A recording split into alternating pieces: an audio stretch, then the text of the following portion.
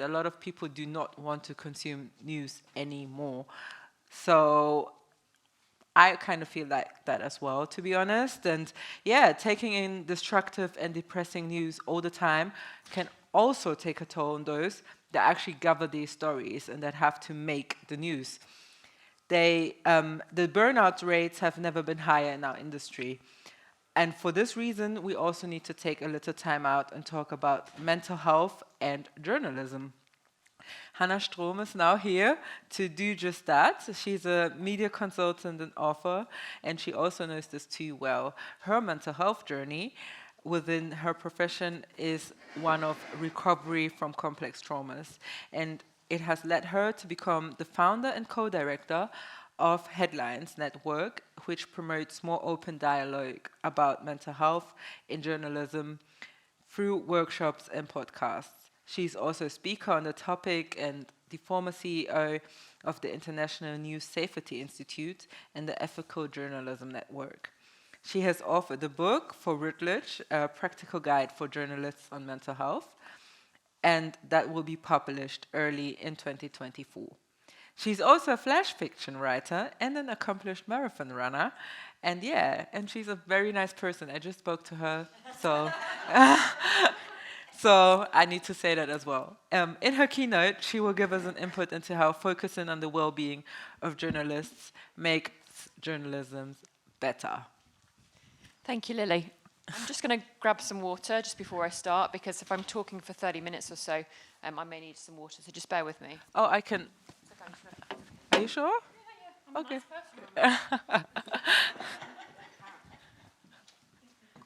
children don't say that.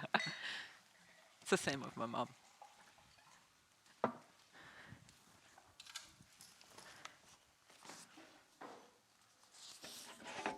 Thank you, Lily. Hopefully a few more people will join us. If they don't, that's okay too. It's going to be recorded, so hopefully this will connect with other people beyond today. Thank you so much for inviting me, Ellen. I'm really, really grateful to be here. And I'm really encouraged to see how thoughtfully issues related to journalism and mental health have been integrated into this festival's agenda.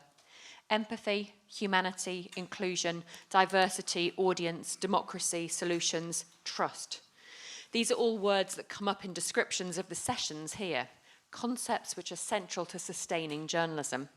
I'd argue they're all central to sustaining journalists too, to creating cultures and conversations where it's not just our profession that thrives, but our people too. I'm not a clinician, I'm a storyteller. Over the next half hour or so, I'd like to share with you what my journey as a journalist has taught me, and the words I've just mentioned about the power of those, the power of storytelling, and in particular, empathy. And I hope to explain to you how prioritising the mental health and well-being of our journalists will benefit individuals, our industry, and our audiences. But first, some of my story might not be easy listening, so I invite you to consider Mental Health Lesson 101. If you need to, please step outside for a while. We need to know it's okay, as airline safety briefings remind us to put our own oxygen masks on first. Unless we look after ourselves, we're probably not going to be much good to anybody else. It's something we could do well to remember more frequently in news environments, and a point I'll return to. It's not always easy to share stories, so no one should ever feel forced to do so. I do recognise I have a degree of privilege in sharing mine. This is my perspective. I can only ever speak from my perspective. Some of it might resonate with you, some might not. Everyone has different experiences of mental health, but one thing is for sure, we all have mental health. Just as we all have physical health, and our stories, though we may have been conditioned as journalists to believe otherwise, our stories are all valid. I've been a journalist for for almost 25 years. I'm that old I can't remember, actually, and have worked across the world for international and national news organisations as a staff journalist and freelancer in radio, TV, print and digital. I've also served, as Lily said, as the director of the International News Safety Institute and the Ethical Journalism Network. In my time in the media, I've covered crises and conflict, the environment and entertainment, sport, politics and economics. I've also witnessed and covered more than enough disaster, death, abuse and trauma to last a lifetime. I became involved in the conversation around journalism and mental health because of my own experiences of being injured through my work. I became involved after a period when I felt so alone, ashamed, and unsupported that there were times I did not know how to go on. I became involved because I knew others felt isolated, guilty, scared of speaking about their experiences for fear that would impact their careers. I know others are broken by the news we're supposed to break. In late 2019, I was diagnosed with post-traumatic stress disorder, or PTSD, after a series of traumatic experiences related to my journalism. These included incidents, and I can feel my hands getting sweaty now as I talk, and I think an understanding and awareness of how our bodies respond to trauma is super important. You don't need to leave. It's absolutely fine. You're all welcome. So these incidents included These included incidents connected with work trips I took to Haiti in 2004 and 2010, which coincided with periods of deadly political and gang violence in the country, and later the aftermath of a devastating earthquake, which is estimated to have killed something like 250,000 people. The traumatic incidents that gave rise to my PTSD also include 2 serious sexual assaults, one of them a rape, by men I met related to my work in Haiti, and separately an abusive relationship with someone who, again, I met through my journalism. Yeah, it's hard to say the word there. I just saw someone's face kind of go, yeah. No apologies necessary. For a long time, I just called it a sexual assault, and then I decided after a while to actually give it the R word because it was quite important. I want to pause for a moment, though, to note that research shows us that journalists are resilient. But the nature of the work that we do, which often sees us running towards danger, the very nature of news, meaning it exists outside of the normal world, means that we're more at risk of having our mental health impacted than the general population. It took me a long time to realize also that my mental health was impacted negatively by the cumulative toll of graphic images, interviews with survivors of trauma, and accounts from horrific court cases that were simply part and parcel of my regular work as a journalist. But what I said there before about resilience, this doesn't mean we're all going to break down. What it does mean is we owe it to ourselves and to those around us to be better prepared for what we might encounter, to educate our journalism communities so we're a better place to stay safe, be well, and do justice to our work, our audiences, and ourselves. When I was a young journalist, I know I look really young now, but when I was even younger than I am now, I didn't receive any kind of training around trauma literacy. Nobody prepared me for the toll that breaking news might take on me. It took me many years to recognize this, and I know now how important it is we're able to educate ourselves and those new to the industry around what different terms like trauma, PTSD, burnout, resilience mean, and to help them understand what they might be exposed to and the coping skills and supports they might need. I now work with newsrooms around the world, facilitating safe spaces to ensure that journalists feel supported to speak if they want to, and help leaders recognize the need to normalize conversations around mental health. As Lily mentioned, I've just finished writing a book about journalism and mental health. That was quite heavy for my mental health too, actually. And I want to share with you 2 of the things I hear regularly and have heard regularly, regardless of where people are based. 1, that journalists are still worried about speaking about their mental health for fear it will negatively impact their careers, and that is particularly the case for marginalized journalists, for journalists who do not see themselves represented in newsrooms. And 2, journalists want their managers to treat them as human beings and not as if they're simply part of a machine. This speaks to some of the barriers that still exist in our industry. When I consider my mental health, there were many times I was scared to speak. Many times I felt that the cultures I worked in were unhealthy. Change is happening slowly. Hey, Leon. Don't worry at all. Change is happening slowly, and I hope by the time Leon is older that actually change will have progressed more rapidly. But ours is a macho industry that has historically discouraged admissions of vulnerability. It's seen them as signs of weakness. And it's an industry that has conditioned people to behave in certain ways that might give the impression the individual is coping, but are actually unhealthy. It's an industry where there's been a reliance on alcohol, and where other maladaptive behaviors such as substance abuse and risky sexual activity are not uncommon. I'm sure many of us have also had the misfortune of working with people with anger issues who abuse their positions of power, perhaps because they never had the support they needed to process some of the awful things that happened with them. Without support and empathy, without a move to a culture that normalizes conversations around mental health, this toxic cycle is doomed to keep on repeating itself. Let me share you a quick example from earlier in my career. The interview for my second journalism job took place in a bar in Fleet Street in London. Just me and a veteran journalist, with the process basically consisting of how much wine I could consume before I got so drunk I could not maintain a conversation. I was 24 years old. The man interviewing me was probably twice my age. Days into my role there, the same newsroom, another editor yelled and swore at me for a reason I can't remember. Nobody expressed their support for me, and I kept my crying to the bathroom. I now know that this editor's reaction was less about me and more about him, not that I condone his actions. But as a young journalist, it hurt me, and it also showed me that bullies can make it big in newsrooms, and it conditioned me to keep quiet. Fortunately, he no longer works in journalism. Fortunately, as we've also heard several times today, and as I know from my work, many younger journalists are joining our industry insisting that we take mental health and well-being as seriously as we take physical health. We've got to listen and learn. We've got to stop having conversations, or as I do often with news leaders, and these news leaders say to me, they're snowflakes. These Gen Zs, they're snowflakes, but actually we've got to listen and learn from them. They have expectations to be treated well and treated fairly, and we can really learn having a two-way street conversation. In the subsequent job after the interview in the bar, I was on the desk in a British TV newsroom when I was asked by someone more senior than me to view a live feed of images coming in from one of the news agencies.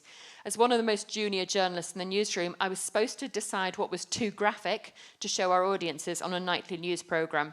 It was 2003, and the first night of the bombing of Baghdad by the US-led coalition. I was given no training, not warned about what I was likely to see, not asked afterwards how I was, or reminded of the purpose of my work. All of these are things which might have helped me. I was reminded that I was a junior in the newsroom, and the glory and attention belonged only to those who were out risking their lives in the field. I saw images that night I still remember decades on.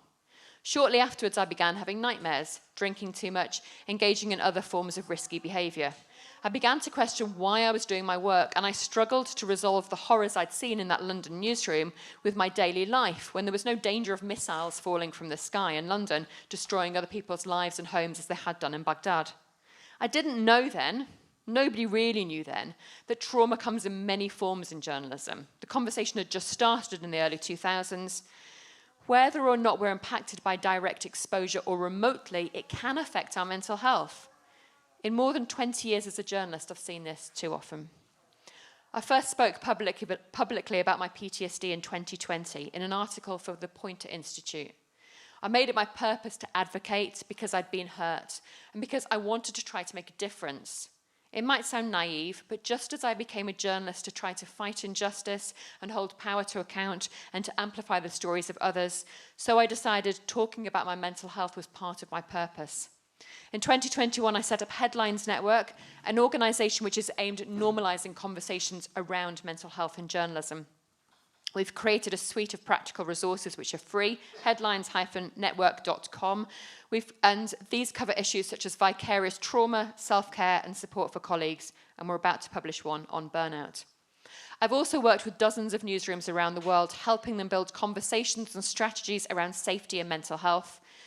Happy to speak with anybody afterwards if they're interested. And as was mentioned before, I've recently finished writing a book for Routledge on this subject, for which I interviewed 45 journalists and clinicians from around the world, all of whom spoke on the record.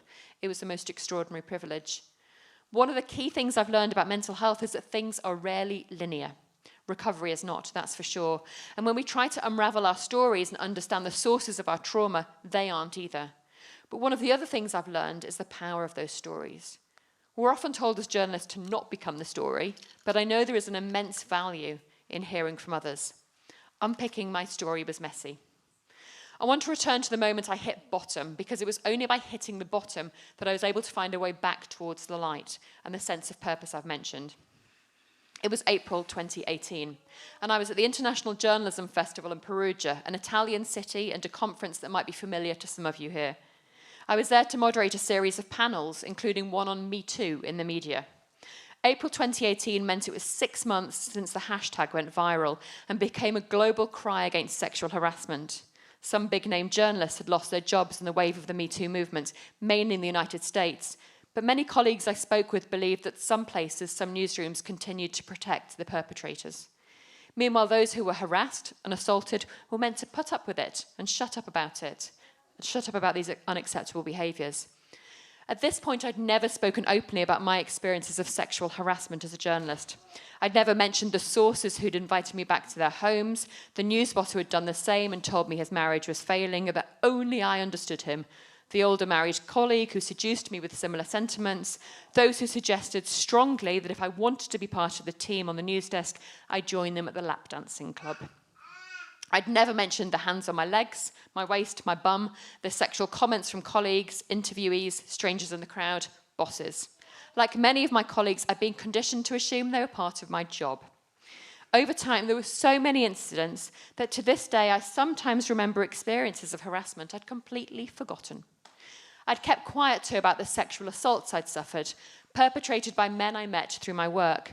Instead, I found my way of trying to cope, process, and recover. I spent years advocating for survivors, covering stories in places where sexual violence was used in war, teaching reporting for the United Nations on gender-based violence, and I also co-authored a book, which more than a decade after its 2012 publication is still an important reference for the safety of women journalists. Ostensibly, that book, No Woman's Land, On the Front Lines with Female Reporters, was published in response to the changing conversations around gendered safety after the CBS correspondent Lara Logan was raped in Egypt's Tahrir Square. But my own experiences provided me private motivation as I worked to collate the stories of over 40 women contributors, even as I kept my own story secret. In retrospect, this book did help me process some of my trauma, but it also added to my emotional load.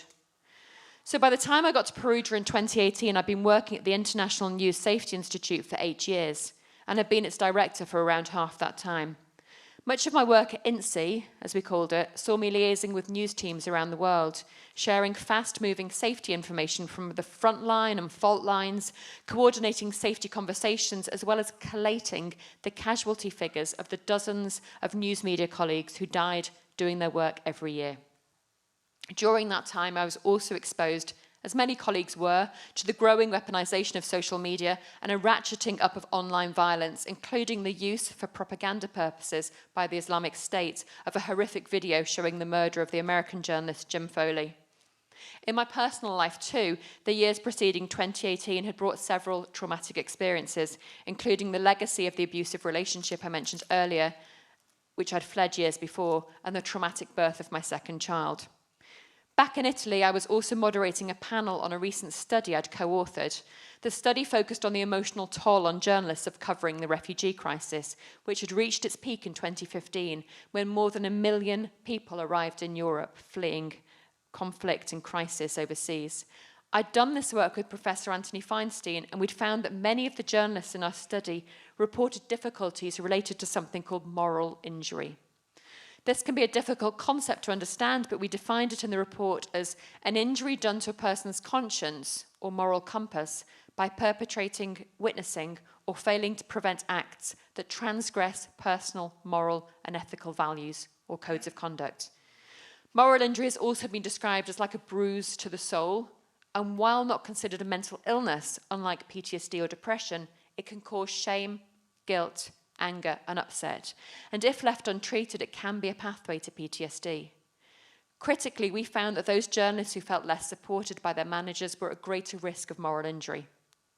I raise this now as an aside because I think that moral injury is a real risk for our industry coming out of COVID, facing the challenges of reduced resources and the almost limitless potential for breaking news, as well as rising attacks against our profession, and a sense that our contract with our audiences is becoming increasingly fragile. Just give me a second. Always good to have breaks for your mental health. So, I didn't recognize it at the time, but I'd experienced moral injury myself on several occasions when exposed to situations in Haiti after the earthquake, and as a freelance journalist, when I'd felt isolated and unsupported. And our report had brought some of those memories back up as I pushed them down. So there I am, walking the cobbled streets of Perugia, a medieval city surrounded by a high defensive wall. Me, a journalist, surrounding myself with a similarly psychological defensive wall. On my way to the moral injury panel, a concerned colleague took me to one side. She'd spent many years working with journalists, and she could see better than me where I was headed. I remember her warning that I was heading for a crash, and that I could either apply the brakes and slow down to reduce the impact, or ignore the signs and hurtle headlong into serious harm. Either way, it was going to happen, and it was probably going to hurt. I only half heard her at the time, but I now know how important her words were, and I'm very grateful to her for them. The truth was that I'd been convincing myself I was coping for quite some time. After all, I was running one of the world's leading media safety organisations where colleagues were dealing with far greater trauma and danger than me. And besides, the people whose stories we covered and amplified were also often dealing with horrific situations. Who was I to complain? Like many in our industry, I've been conditioned to believe I was fortunate to have a job as a journalist and had no right to complain or feel guilty about my chosen path. I now know that comparison is an enemy of compassion and that guilt is common. That evening, I attended a dinner organised by the Dart Centre for Trauma and Journalism. Sitting with a colleague, feasting on delicious Italian food and copious wine, basically getting very drunk, we bonded with the intensity that comes from knowing how it feels to live life on the edge. During that dinner, we shared some of the most traumatic moments we'd ever experienced as journalists. The sights, sounds, smells we would never be able to shake. The people whose faces were seared on our minds, the things we'd done or failed to do, the memories, decisions and behaviours we felt nobody else but those who belonged to our journalism tribe could ever understand. I fell into my bed, drunk and depleted. I woke up the next morning from nightmares, twisted in sweat-drenched sheets. I panicked as I tried to escape the clutches of my chaotic dreams, trapped inside the bedding and my past. I thought the room was shaking. Perugia is on a fault line and has a history of earthquakes, even if it is thousands of miles from Haiti. I managed somehow to drag myself out of bed and continue through the rest of the conference, only just holding it together. I knew I couldn't go as on as I had been, but I also felt I had no other option. So I made the decision that day to ask for help, though it took me more than 18 months to get a diagnosis, and I would reach the point of considering suicide on more than one occasion, even after I confided in colleagues. But looking back at that time in Perugia in April 2018, this was the moment everything changed. Through another colleague I met during that conference, I arranged to write publicly about my sexual assaults and my experiences of being conditioned to behave in certain ways. I did so in a piece for Pointer, the website of the Pointer.org, the website of the US-based Media Institute. I received an outpouring of support, but I wasn't prepared for the mental health crisis that ensued.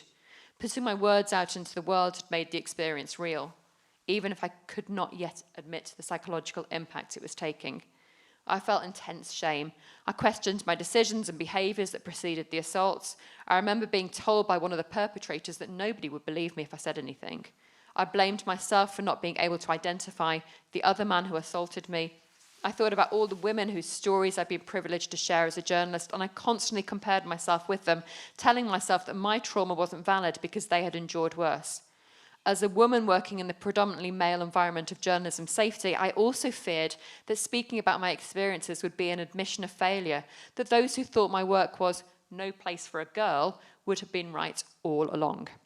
My mental health deteriorated. I had intrusive thoughts. Reminders of my traumas would ambush me, sounds, smells, or places that made me feel as if I was trapped. I avoided crowds, lifts, and public transport, restrooms with doors locked to the ground. I became intolerant to loud noises and found certain sounds really distressing, such as cars backfiring, low-flying planes, jackhammers, drills at the dentist. I felt myself panicking every time things shook around me, such as when a heavy vehicle passed or when the ground vibrated because of an underground train. I became hyper-vigilant to men with similar accents to my attackers. I struggled to concentrate. My memory was poor. I was irritable. I often lashed out at those closest to me. And yet at the same time, I was terrified that something was going to happen to those I loved every time they were away from me. I drank way too much alcohol. I exercised to excess. I ate too much sugar. I skimped on healthier foods. I struggled to sleep. I was often scared to close my eyes because of nightmares. My body was affected too. I had gastrointestinal issues, Repeated visits to nutritionists failed to diagnose them. Some nights I itched all over, my hair grew thin, I was always cold, apart from when I relived certain experiences when my body would break into intense sweating. It's a lot. That's a lot of symptoms. It seems weird to say this now, but to the outside world, somehow, it was still as if I was holding it together. I remember one dark day when I had thoughts of suicide, and a colleague told me she thought I was a superwoman. And I felt like nothing was further from the truth. I did not feel like I could tell anybody how bad it got. The journalistic environments where I worked enabled me to mask some of those behaviours because others were doing similar, especially from the drinking perspective. Even as the director of the journalism safety organisation, INSEE, I did not feel safe to share my experiences, and that makes me really sad now. It took me repeated visits to the doctor, seeking help for other symptoms, many of them physical, before I was told I was suffering from burnout. I was signed off work, but didn't get better. Because we didn't have an in-house work employee assistance programme or psychological support, I was advised to self-refer through the National Health Service in the UK. I got as far as an initial chat with someone who asked for my history before I realised they were completely the wrong person and had no clue about journalism, what motivated us, or our ways of working. I'd had previous experiences of unsuitable therapists, and it felt like an uphill struggle at a time when I was going downhill fast. It was clear to me that what I was experiencing was something other than burnout. I had to return to my job, but by then I knew recovery would only begin when my job ended. I took another role running the Ethical Journalism Network, where I did not have to daily deal with journalism safety issues. I started to confide in people who understood where I was coming from, some of whom had been injured by their work. I finally got an appointment to see a therapist. I was diagnosed just before the COVID pandemic in the late winter of 2019, though I suspected I'd had PTSD for a long time. My own PTSD stems not from one experience, as I've explained, but many. In diagnostic terms, at least in the UK, it's called complex PTSD. But the more conversations I've had, the more common I realise that simple trauma rarely applies to journalists. When I finally received my diagnosis, 15 years had passed since my first serious sexual assault, and 3 years had passed since my symptoms began. This speaks to the fact that there is often a delay between the events and symptoms, and I think that's something we really need to factor into any journalism education in the support we offer. So, as I said, in diagnostic terms, it's complex PTSD, but CPTSD does not exist as a separate diagnosis everywhere in the world. Pathology aside, the more conversations, as I said, with journalists, the more common I realise that simple trauma really doesn't exist, and data from the DART Centre for Journalism and Trauma does corroborate that. Because what we're dealing with is often very complex, right? And people have different experiences and people have different backgrounds and identities, so it needs a suite of flexible resources and responses. And for me, my experiences were like a big ball of knotted threads, and I wanted to unravel them before they did the same to me. I began therapy as the world plunged into a pandemic. Sessions with my therapist happened across Zoom, and I was initially reticent about seeing him because I'd found most previous interactions made things worse, and because it felt really weird bearing my soul through a screen. But I decided to stick with it, and during the strange early weeks and months of COVID, he was another connection with the outside world. I remember admitting early on that I didn't want to cry because I was scared of what might happen if I did. I remember explaining that journalism didn't allow us to become the story and didn't encourage admissions of vulnerability. I was scared what would happen if I took off my defensive armour, and I used the analogy of a flak jacket with him, the kind journalists might wear to hostile environments. He told me that a flak jacket serves no purpose if it's hiding an injury. He said if keeping the body armour on meant we didn't allow ourselves to get treatment for something, the injury would get worse. I understood this analogy from places where I'd worn physical flak jackets, where we don this protective equipment proactively. In order to get help for PTSD and to really embark on the road to recovery, I had to take off this ill-fitting jacket and allow things to get worse before they got better.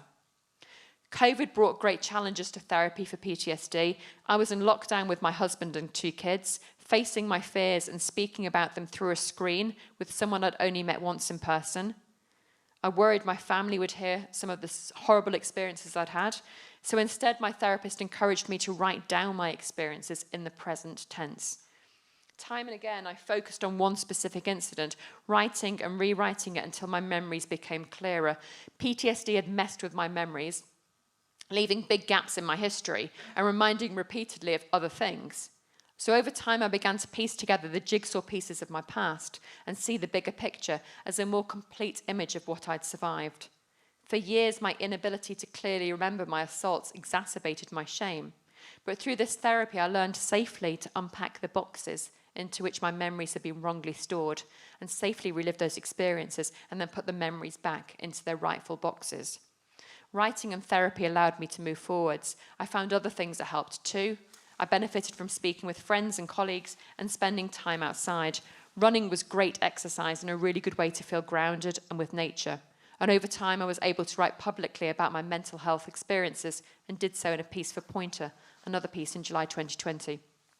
It was the start of my mission to use my mental health journey to help others. Since then, I've written a collection of short stories, flash fiction, with several stories inspired by my experiences.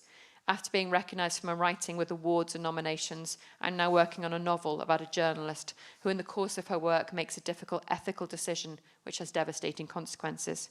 In 2021, I launched Headlines Network, as I mentioned, working with my colleague John Crowley, who will be known to some of you, as well as clinicians, mental health experts and other journalists. We deliver workshops and develop practical resources for the news industry. Please do check us out, because I've heard from a lot of people today about the need for resources, and we do have some. A lot of the work we can do to help our journalists' mental health is preventative. I know this from the journalism safety work I've done. But this work also needs to be integrated through all stages of the journalism journey. And mental health shouldn't be siloed. We need to see that it connects with physical and online safety, just as it connects with issues of diversity, equity and inclusion, and that when prioritised, it can have a positive impact on our journalism. We also need to know that there can't be a one-size-fits-all approach to mental health, and we need to design flexible approaches that speak to people's different needs.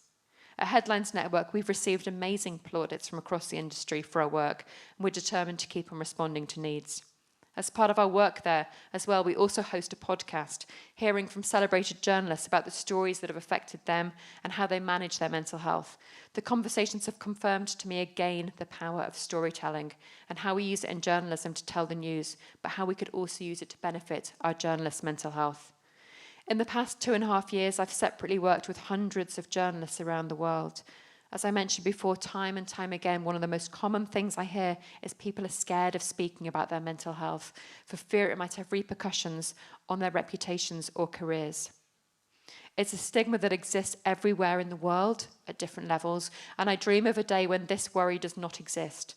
In the meantime, there's work to be done to normalise conversations and create cultures where leaders really do lead by example. I'm often hired by news managers to facilitate conversations with their colleagues. I do this by creating spaces where people feel safe to share their experiences, though I remind them they should never feel forced to speak.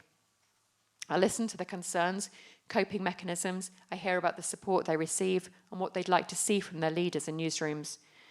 It's an amazing privilege to hold this space for people, and it's gratifying to witness folks realising they're not alone in their experiences and being able to share solutions that support them. After the meetings, I offer feedback to news leaders on themes I've heard, always protecting and preserving the confidentiality of those who have entrusted me with their experiences and expectations. For the leaders as well, there's often a light bulb moment when they realise the value of these conversations and acting on them. But these leaders too are often struggling, and certainly in the past year or so, and as Lily said, we're seeing increasing numbers of burnout. It's often this cohort of managers who are most exposed to burnout and where we've seen this worrying trend of increases. We've been able to respond to this by working with managers to help them find the space to prioritise their workloads, delegate, support themselves with self-care, and develop the skills they already have that make them good journalists to make them good managers. I often use the analogy with managers of a mouldy orange, a manky orange. If you imagine a fruit bowl, like that one, if you imagine a fruit bowl and it's holding several oranges, if one of those oranges is bad, it quickly infects the rest of the fruit in the bowl. For me, this is an important analogy of how newsrooms have often been in the past, where the damaged journalist negatively affects others around them. And for managers, it's important they recognise the impact they can have on others if they don't look after themselves. But it's tricky, right, when we're pulled so thinly and when resources are stretched. If headlines is the name of the company I run, then I know that work often around well-being is forfeited because of the bottom line, the budget. Sadly, too many newsrooms see mental health as an afterthought, something they would fund after everything else. And of course, we recognise the reality. A cost of living crisis in many parts of the world is hardly the ideal time to find budgets for news programmes and new programmes. But we don't need to look far for evidence of people taking time off for mental health reasons or people quitting the industry entirely because of burnout. And we know that those, as I said before, who are most marginalised by our industry because of their identity are most at risk. We don't need to look far to see evidence of absenteeism, presenteeism, days lost to ill health, people leaving their jobs, and the ensuing costs of recruitment. Let me share with you some figures. In the UK alone, poor mental health costs employers £56 billion. It's about the equivalent in euros. And this was according to a survey done by Deloitte and published recently. Their mental health in the workplace survey found that 28% of respondents had left their jobs or were planning to leave, with 61% citing poor mental health as a reason. There is no breakdown for the news media, but Deloitte did find that for every £1 invested in staff well-being, employers saw a return on investment of £5.30.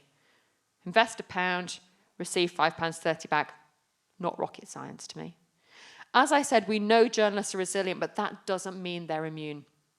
It's been a really tough few years. A seemingly limitless supply of news to cover with little let-up from tough stories. We're hyper-connected to our digital devices with little downtime. Our personal and professional lives have blurred through the pandemic. Boundaries messed up as well. Our coping mechanisms are frayed. So too is the contract between us and our audiences, which we've heard so much today. We're seeing a rise in attacks against journalists physically and online, some of them licensed by elected politicians. Polarisation is swinging the pendulum away from our profession as the trusted fourth estate. Some groups and individuals are carrying an even greater burden, more impacted as they are by systemic issues of injustice and inequity, racial inequity, gender violence, the climate emergency. If this festival is a call to action to take seriously the need for a different type of journalism, then I'd like this address to be a call to action too. We cannot have a different type of journalism unless we see investing in our journalists' well-being as part of that future. So many of the things that make us good at our jobs are aspects that can help us boost our own well-being and that of those around us. At the heart of successful journalism lies connection. Connection with those whose stories we amplify, connection with our audiences. Connection is built through empathy, through building relationships of trust and accountability, by listening to what people need without judgment, managing their expectations effectively and responding. If we are able to apply these methods to foster constructive journalism, then we should be able to apply the same methods to support those who do that journalism. By connecting with our colleagues, by listening to them, by showing them empathy, then we can help our journalists and it will help our journalism too. It would be dishonest to tell you that I wake up every day happy. I still find myself reliving aspects of my trauma sometimes. I am more aware of my reactions, of what helps and what does not help. Now I'm more aware of how much I need to pace myself, how much I need to say no, take time alone, listen to my body. There are days when the sun seems to sit stubbornly behind the cloud, but these are days I know will pass. I know my story is just one person's history from her perspective, but I hope that some of it might resonate and that others will take from it a recognition of the small part we can all play in sustaining the people who keep journalism alive. I've chosen to share it with you because I really passionately believe that better journalists make for better journalism, and we cannot do justice to ourselves, our audiences, our societies if journalists are hurting. And now I invite you to join me on this journey to recognising the power of those stories and how by tapping into their empathy allows us to be great storytellers and that we can help construct a better future for us all. Thank you very much, and please, I will happily take questions.